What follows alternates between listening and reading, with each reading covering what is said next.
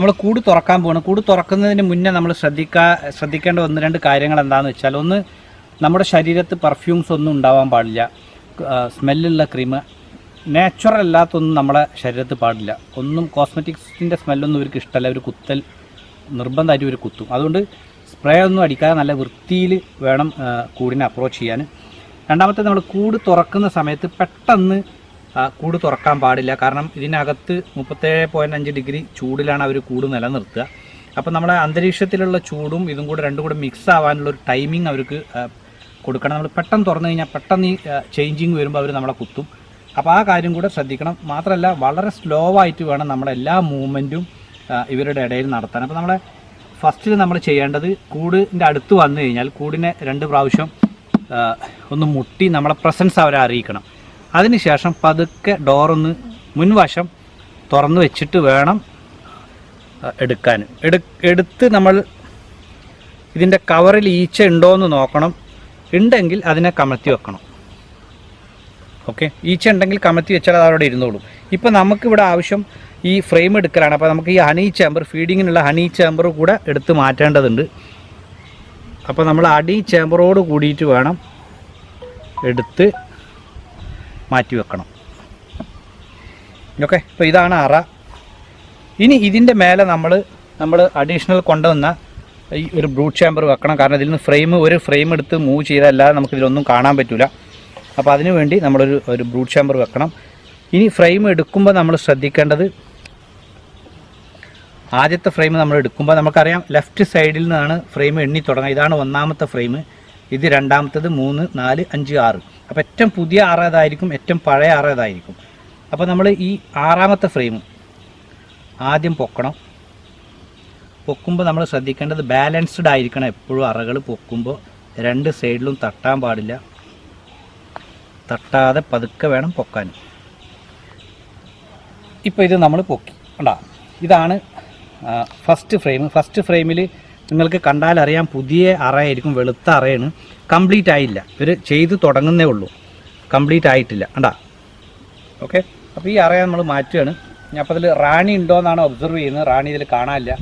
അപ്പോൾ നമ്മളിതിനെ മാറ്റുകയാണ്.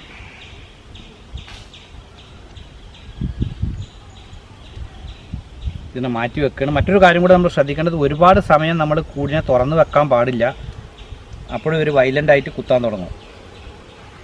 അതേപോലെ നമ്മൾ ഫ്രെയിം എടുക്കുന്ന സമയത്ത് ഫ്രെയിം ഇവർ 2 സൈഡിലും ഒട്ടിച്ചിട്ടുണ്ടാവും. അതിനെ വളരെ ശ്രദ്ധിച്ചെടുക്കണം.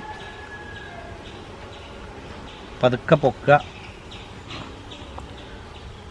അപ്പോൾ ഇതാണ് ഒരു ഫുൾ അറ. ഇത് നമ്മളെ 5ാമത്തെ അറയാണ്.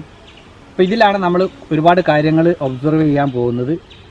എപ്പോഴും നിങ്ങൾ ശ്രദ്ധിക്കേണ്ടത്, ഫ്രെയിം എടുക്കുമ്പോൾ ഫ്രെയിമിൻ്റെ ഈ 2 എൻഡിൽ ഇങ്ങനെ ആയിരിക്കണം ഫ്രെയിമിനെ നിർത്തേണ്ടത്. യാതൊരു കാരണവശാലും ചെരിയാൻ പാടില്ല. ഫ്രെയിം ചെരിഞ്ഞു കഴിഞ്ഞാൽ ഇത് നല്ല വെയിറ്റാണ്. ഇത് പൊട്ടി നമ്മളെ കാലിലേക്ക് വീഴും. ഈച്ച ഒരു 10-60 ഈച്ച ആ സ്പോട്ടിൽ തന്നെ നമ്മളെ കുത്തും. അപ്പോൾ വളരെ ശ്രദ്ധിക്കേണ്ടത്, ഇത് എടുക്കുമ്പോൾ ഇതേപോലെ എടുക്കണം. അപ്പോൾ നിങ്ങൾക്കറിയാം, നമ്മൾ ഇത്രയും ഫ്രെയിം എടുത്തു, ആരും ഒന്നും നമ്മളെ കുത്തിയിട്ടില്ല. ഈച്ച സാധാരണ അവർ വയലൻ്റ് ആവണം എന്നുണ്ടെങ്കിൽ അവർക്ക് വേദനിക്കണം, അല്ലെങ്കിൽ അവർക്ക് ഇഷ്ടമില്ലാത്ത എന്തെങ്കിലും രൂപത്തിൽ ഒന്നുകിൽ സ്പീഡിൽ കൈകാര്യം ചെയ്യുക, അങ്ങനെയുള്ള കാര്യങ്ങൾ വരുമ്പോഴാണ് കുത്തുക. അപ്പോൾ ഇതാണ് ഇപ്പോൾ ഒരു ഫുൾ ഫ്രെയിം. ഇതിന് നമ്മൾ മാറ്റേണ്ടതിൽ റാണിയെ കാണാനില്ല. നമുക്കിനി അടുത്തത് ഓരോ ഫ്രെയിം എടുത്തിട്ട് പഠിക്കും തോറും റാണി ഉണ്ടോ ഇല്ലേ എന്നുള്ളത് ഒരു ചെക്കിങ് കൂടെ നടക്കും. ഇതാണ് റാണി.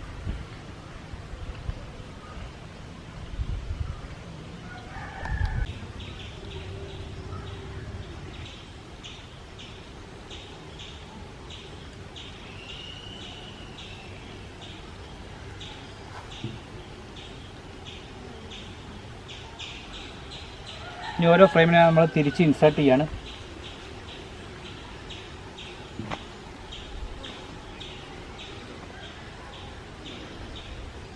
ഏത് രൂപത്തിലാണോ നമ്മൾ റിമൂവ് ചെയ്ത് അതേപോലെ തന്നെ തിരിച്ചു വെക്കണം.